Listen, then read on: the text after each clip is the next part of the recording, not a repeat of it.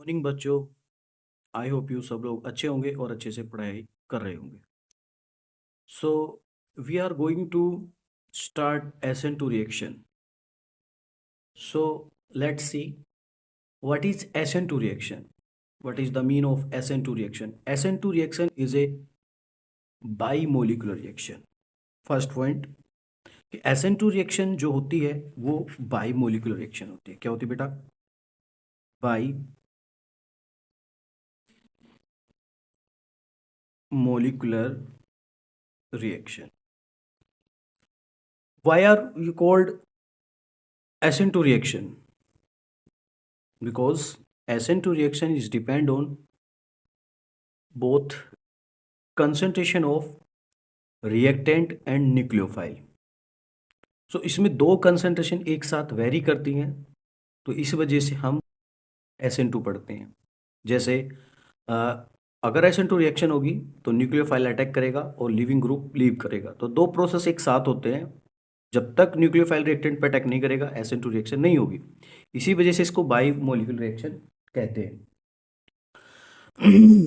दूसरा, अगर हम इसको बाई मोलिकुलर बोलते हैं तो इसको सेकेंड ऑर्डर रिएक्शन भी बोलते हैं. क्या बोलते हैं? सेकेंड ऑर्डर रिएक्शन भी बोलते हैं. तीसरा पॉइंट, जब ये सेकेंड ऑर्डर रिएक्शन होगी तो मोलिकुलैरिटी ऑफ रिएक्शन वो भी इक्वल टू क्या होगी बेटा? 2 होगी. क्योंकि आपने केमिकल काइनेटिक चैप्टर पढ़ा होगा, उसके अंदर सारा रेट का खेल होता है. तो रेट जितना जिस जिसके ऊपर डिपेंड करेगा उसकी मोलिकुलरिटी भी उतनी हो जाती है. तो रेट जो डिपेंड करता है वो न्यूक्लियोफाइल की कंसंट्रेशन एंड रिएक्टेंट की कंसंट्रेशन दोनों के ऊपर डिपेंड करता है. इसी वजह से इसको SN2 बोला जाता है. नेक्स्ट, जो इसकी ऑर्डर ऑफ रिएक्शन होगी, ऑर्डर ऑफ रिएक्शन वो भी कितनी होगी बेटा? 2 होगी. ठीक. Bimolecular reaction, second order reaction, molecularity of reaction 2, order of reaction भी 2 होगी.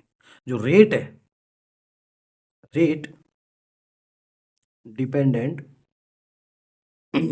On both concentration of nucleophile and alkyl halide. alkyl halide दोनों की कंसंट्रेशन पे डिपेंड करता है. जैसे for example, rate equal to concentration of alkyl halide,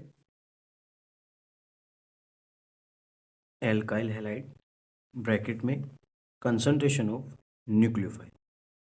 that means अगर rate की बात करें, अगर यहाँ पर एल्काइल हैलाइड और न्यूक्लियोफाइल की कंसंट्रेशन बढ़ाएंगे तो रेट हमारा डबल से इंक्रीज होगा.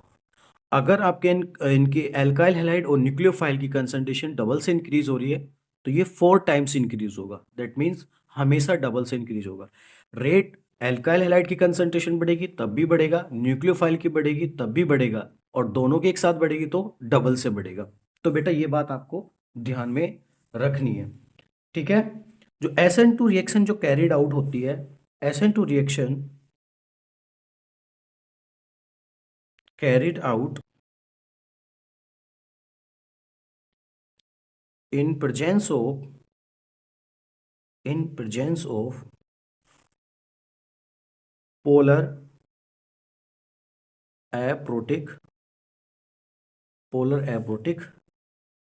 solvent. Got it? After that, उसके बाद अब इसमें पोलर एप्रोटिक सोलवेंट क्या होते हैं? For example DMSO, DMF, DMS, ठीक है, DAF और एसीटोन. बेटा ये याद रखना, अगर ये एल्काइल हैलाइड की प्रेजेंस में है तो आपको दिमाग में लगाना है कि जो भी हमारी रिएक्शन होगी वो SN2 रिएक्शन होने वाली है. और बेटा ये जो आपके जितने भी मैंने पोलर एप्रोटिक सोलवेंट लिखे हैं, ये सोलवेंट क्या करते हैं? नेगेटिव चार्ज क्रिएट करते हैं. तो ये नेगेटिव चार्ज को जो क्रिएट करेंगे तो ये पॉजिटिव वाले को जो सॉल्यूशन बनेगा, ठीक है, उसके अंदर से जितना भी पॉजिटिव चार्ज होगा वो अपने पास बुला लेंगे और न्यूक्लियोफाइल को फ्री कर देते हैं, जिस वजह से ये रिएक्शन जो होती है वो SN2 रिएक्शन दिखाते हैं। लेकिन अगर इसमें पोलर एप्रोटिक सॉल्वेंट डालेंगे, पोलर प्रोटिक सॉल्वेंट डालते हैं, एक होता है एप्रोटिक, दूसरा होता है पोलर प्रोटिक। अगर इसमें एप्रोटिक डालते हैं तो SN2 दिखाता है, लेकिन अगर प्रोटिक सॉल्वेंट डाल दें जो पोलैरिटी दिखाए तो बेटा उस केस में SN2 नहीं होगी, सिर्फ SN1 होगी। क्यों? क्योंकि पोलर प्रोटिक सॉल्वेंट डालेंगे तो वो H+ डोनेट करता है सॉल्यूशन के अंदर, तो H+ किसको ढूंढ के लाएगा बेटा? निगेटिव चार्ज को। तो निगेटिव चार्ज ही न्यूक्लियोफाइल के पास होता है, तो उसको क्या कर लेते हैं, पकड़ लेते हैं, जिसमें जो रिएक्टिविटी होती है न्यूक्लियोफाइल की वो डिक्रीज हो जाती है। लेकिन जब पोलर एप्रोटिक डालते हैं तो ये सिर्फ नेगेटिव चार्ज डोनेट करते हैं, तो किसको खींच के लाएंगे सॉल्यूशन में से? पॉजिटिव चार्ज को, और न्यूक्लियोफाइल को फ्री कर देते हैं।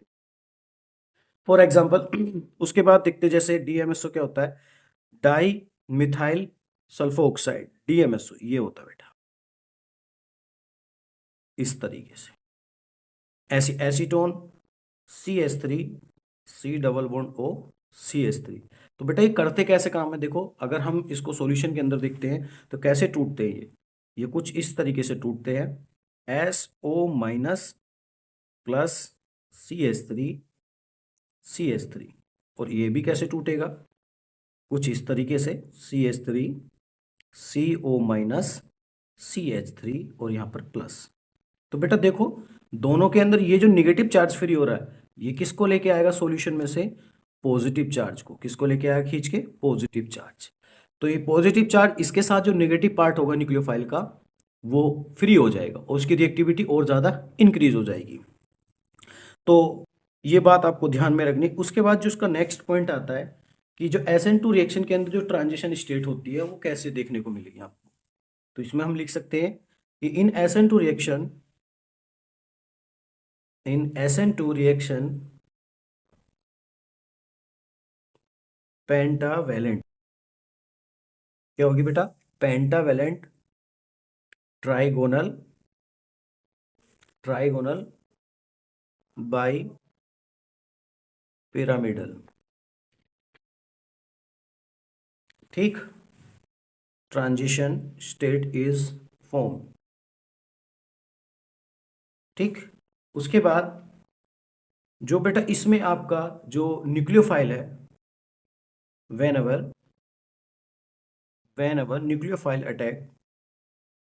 nucleophile attack at anti position of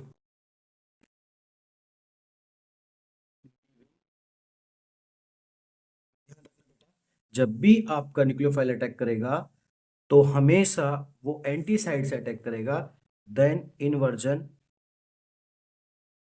inversion is observe, ठीक है बेटा, इसको अंडरलाइन कर लेना, ठीक है। उसके बाद जो SN2 रिएक्शन होती है वो डायरेक्टली इनवर्सली प्रोपोर्शनल होती है स्टेरिक हिंड्रेंस।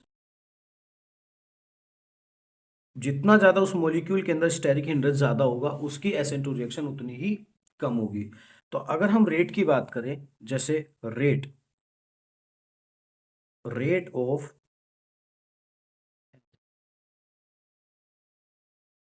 सबसे फास्ट जो अटैक करती है 1 डिग्री के अल्काइल हैलाइड पर, फिर 2 डिग्री के अल्काइल हैलाइड पर, और सबसे स्लो 3 डिग्री पे, ड्यू टू स्टेरिक हिंड्रेंस। क्या आ जाता है बेटा उस केस में? स्टेरिक हिंड्रेंस आ जाता है एल्काइल, ठीक है। इस वजह से इसमें हमारी SN2 रिएक्शन नहीं हो पाती है, ठीक है। अब इसमें हम देखते हैं बेटा जो हमारा लीविंग ग्रुप होगा, क्या होगा? जो लीविंग ग्रुप होगा वो सबसे ज्यादा कौन सा अच्छा लीविंग ग्रुप होगा, तो इसके बाद हम देखने जा रहे हैं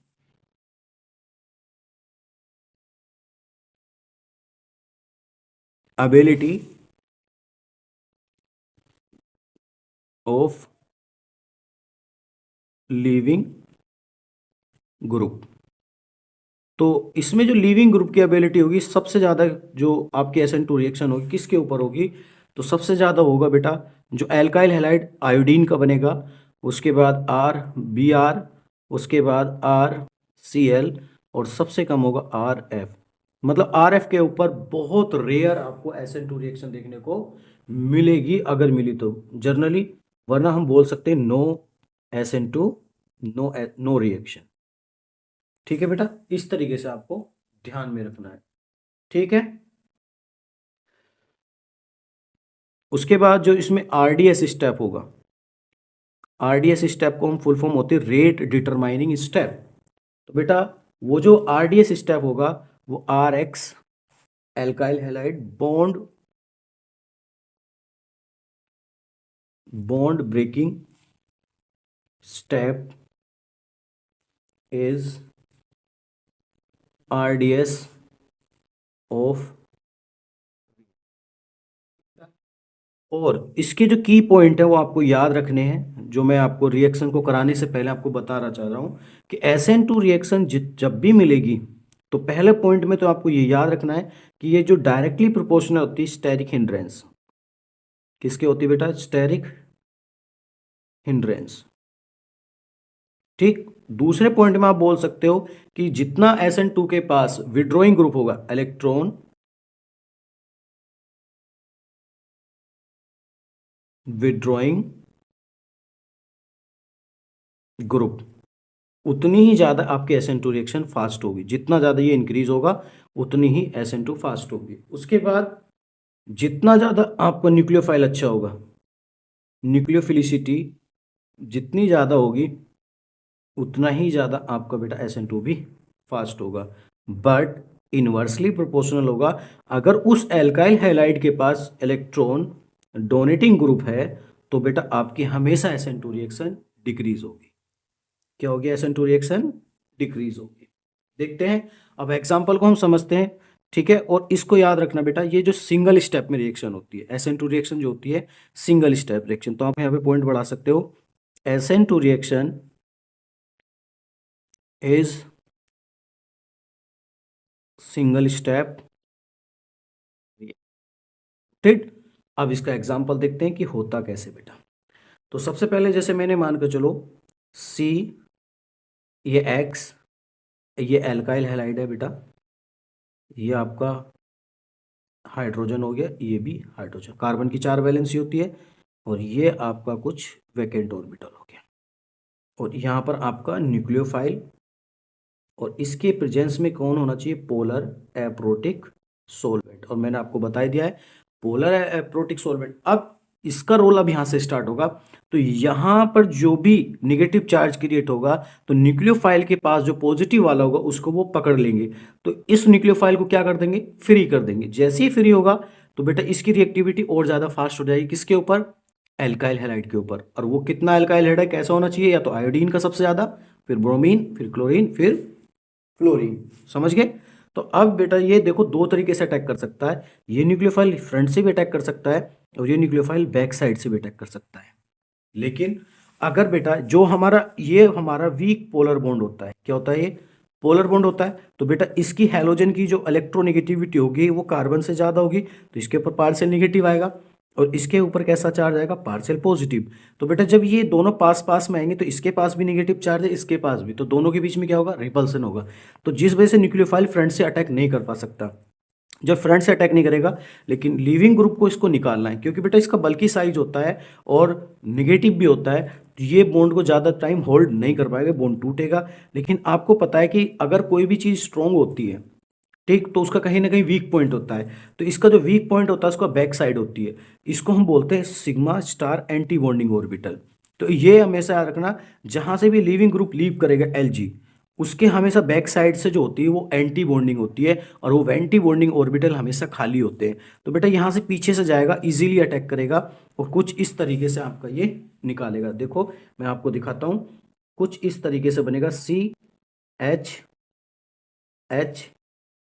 H, और यहाँ पर देखो आपका ये धीरे धीरे से न्यूक्लियोफाइल जो है अटैच्ड होना शुरू हो जाएगा, और यहाँ से लीविंग ग्रुप Lg जो X है वो लीव करना शुरू हो जाएगा। तो देखो बेटा, इसके ऊपर भी निगेटिव है, इसके ऊपर भी निगेटिव है, और इसके ऊपर कैसा होगा, पार्शियल पॉजिटिव। तो देखो इसमें कितने कार्बन के बॉन्ड बने, 5, 1 2 3 4 5।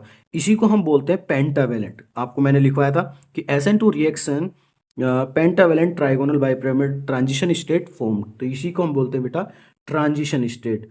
तो ये नेक्स्ट स्टेप में क्या होता है, ये इतनी फास्ट रिएक्शन होती है कि हम इसको देख नहीं पाते। और दूसरे स्टेप में क्या हो जाता है बेटा, H H H, और यहाँ पर आपका क्या जुड़ गया होगा बेटा, बैक साइड से न्यूक्लियोफाइल जुड़ गया, और यहाँ से X माइनस बाहर लीव कर जाएगा।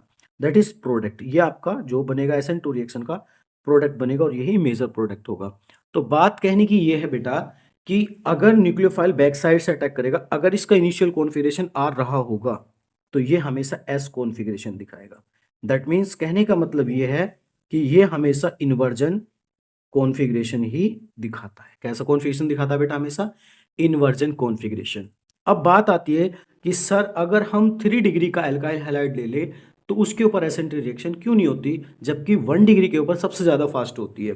तो मैं यहीं पे आपको दिखाऊंगा बेटा, तो कैसे होती है। अगर मैं 3 डिग्री का एग्जाम्पल लेके चलूँ, तो जैसे C, यहाँ पर CH3 CH3 CH3, देखो 3 डिग्री का बन गया, और यहाँ पर आपका हैलोजन। तो इसके बेटा 3 हाइड्रोजन होंगे ऐसे, अरे होंगे नहीं होंगे बेटा, ये अब यहां पर जो ये न्यूक्लियोफाइल आएगा, ये अब बेटा ये इस ऑर्बिटल पे अटैक करने की कोशिश करेगा, क्योंकि वैकेंट ऑर्बिटल है, ये लिविंग ग्रुप है। हमने सोचा, हमने बताया पहले ही कि आपको हमेशा बैक साइड से अटैक करेगा। तो जैसे ही पीछे से आएगा, तो इन दोनों हाइड्रोजन के बीच में रिपल्सन होना स्टार्ट हो जाएगा। क्यों, क्योंकि देखो हाइड्रोजन के ऊपर कैसा चार्ज होगा, पार्शियल पॉजिटिव, पार्शियल पॉजिटिव। तो न्यूक्लियोफाइल को यहीं रोक लेंगे, वो अंदर जाने नहीं देंगे। तो इसमें क्या क्रिएट हो गया, स्टेरिक हिंड्रेंस, जिस वजह से ये 3 डिग्री एल्काइल हैलाइड के ऊपर रिएक्शन नहीं होती है, नो रिएक्शन। समझ गए। और लेकिन अगर SN1 की बात करें तो SN1 सबसे ज़्यादा फास्ट होती है। तो बेटा इस तरीके से आपको ध्यान में रखना है कि 3 डिग्री के ऊपर हमारी SN2 रिएक्शन क्यों नहीं होती है। ठीक है। तो जैसे कुछ एग्जाम्पल भी मिलेंगे आपको देखने को, बहुत सारे एग्जाम्पल है, MS चौहान बुक को आप सोल्व करो, उसमें आपको देखने को मिलेगा कि SN2 रिएक्शन कहाँ फास्ट होगी। जैसा मैं एक एग्जाम्पल लेके चलता हूँ आपके सामने। जैसे बेटा मैंने एक एग्जाम्पल लिखा, फॉर एग्जाम्पल ये मेरे पास कोई मॉलिक्यूल है, ये एरोमेटिक रिंग, उसके बाद पर X, और ये भी X लीविंग ग्रुप है। यहाँ पे भी मैंने CN- किसका काम करेगा बेटा, न्यूक्लियोफाइल का। और यहाँ पर मैंने लिख दिया पोलर एप्रोटिक सोलवेंट। ये आप समझ गए होगे, पोलर एप्रोटिक की प्रेजेंस में क्या होगा बेटा, हमेशा क्या होगा, SN2 रिएक्शन होगा। अब ये बात आती है कि SN2 रिएक्शन यहाँ दिखाएगा या फिर यहाँ दिखाएगा, क्योंकि ये भी लीविंग ग्रुप है, ये भी लीविंग ग्रुप है। तो बेटा ऐसे केस में आपको दिमाग लगाना है कि कहाँ ज़्यादा फास्ट होगी, तो जहाँ से लीविंग ग्रुप इजीली निकल जाए। तो ये देखो, ये कार्बन की बात करोगे तो ये 1 डिग्री का है, लेकिन इस कार्बन की बात करोगे 2 डिग्री का है, और एरोमेटिक भी है। तो बेटा एरोमेटिक बॉन्ड को तोड़ना बहुत डिफिकल्ट होता है SN2 रिएक्शन के अकॉर्डिंग, और इसको इजीली, तो ये 1 डिग्री का, इस पे फास्ट होगी, तो मतलब इस पे SN2 रिएक्शन कभी नहीं होगी, ये एज इट इज ऐसी रहेगा। और आपका बेटा यहाँ से यहाँ पे CN लग जाएगा इनवर्जन कॉन्फ़िगरेशन के अकॉर्डिंग। अगर ये ऊपर होगा तो CN नीचे से जुड़ जाएगा। समझ गए बेटा। तो इस तरीके से आपको ध्यान में रखना है। ऐसे अगर मैं कोई और भी एग्जाम्पल है, मेरे पास बहुत सारे एग्जाम्पल है। जैसे मैंने पूछा कि जैसे एक एग्जाम्पल और लेके चलता हूँ आपके सामने। ये मेरे पास एक मॉलिक्यूल है बेटा, यहाँ पर मैंने X लगा दिया, और यहाँ पर मैंने CO लगा दिया, यहाँ पर भी मैंने X लगा दिया। ठीक है बेटा, दोनों की सेम कंडीशन बना दी, और 1 मोल मैंने क्या डाला, CN-, मतलब पोलर एप्रोटिक सोलवेंट, 1 मोल न्यूक्लियोफाइल लिया। अब देखो बेटा, ये भी 1 डिग्री है, ये भी 1 डिग्री है भाई। SN2 तो यहाँ भी होगी और SN2 यहाँ भी होगी, लेकिन किस केस में फास्ट होगी ये आपको थोड़ा सोचना पड़ेगा। तो सोचने के लिए मैंने क्या बताया था बेटा, की पॉइंट में, कि अगर ऐसा केस फंस जाता है कि दोनों की डिग्री सेम हो जाए और आपसे पूछे कि SN2 कहाँ फास्ट होगी, तब आपको दिमाग लगाना है कि जहां पर इलेक्ट्रॉन विड्रॉइंग ग्रुप ज्यादा होंगे। तो आपको पता है बेटा, इस कार्बन के पास जो ये कीटोन है, ये किसकी तरह काम करता है, इलेक्ट्रॉन विड्रॉइंग ग्रुप की तरह। तो आपको डायरेक्टली प्रोपोर्शनल है, तो जहां इलेक्ट्रॉन विड्रॉइंग ग्रुप होगा उस पे SN2 फास्ट होगी, लेकिन यहां से दूर है तो यहां कम होगी, यहां ज्यादा होगी। तो आपका आंसर क्या आएगा बेटा, 1 मोल के ऊपर ये एज इट इज ऐसी रहेगा, और यहां पर आपका जो CN- लग जाएगा, ये आपका जुड़ गया यहां पर, और ये 1 मोल है, ये ऐसे रहेगा। होगी तो यहां भी, लेकिन दोनों में अगर कंपैरिजन कराएगा, अगर इसको मैंने A बोल दिया, इसको B बोल दिया, तो A के अंदर ज़्यादा होगी किससे, B से। किसकी, SN2 रिएक्शन की रिएक्टिविटी फास्ट होगी। समझ गए बेटा मेरी बात को। तो कुछ क्वेश्चन आपको इस तरीके से देखने को मिलेंगे। तो बेटा आई होप, मुझे उम्मीद है कि आप लोगों को जो वीडियो मैंने आपको बनाई है आपके लिए, ये नीट, जेई और बोर्ड एग्जाम के पॉइंट ऑफ व्यू से बहुत बहुत ज़्यादा इंपॉर्टेंट है। तो बेटा ऐसे चीज़ों को आपको दिमाग में रखना है, और पेपर में ऐसी ही चीज़ें पूछी जाती हैं। अगर आपको ये वीडियो अच्छी लगी है तो बेटा चैनल को सब्सक्राइब और वीडियो को लाइक जरूर करें। थैंक यू, मिलते हैं फिर नेक्स्ट वीडियो में नए टॉपिक।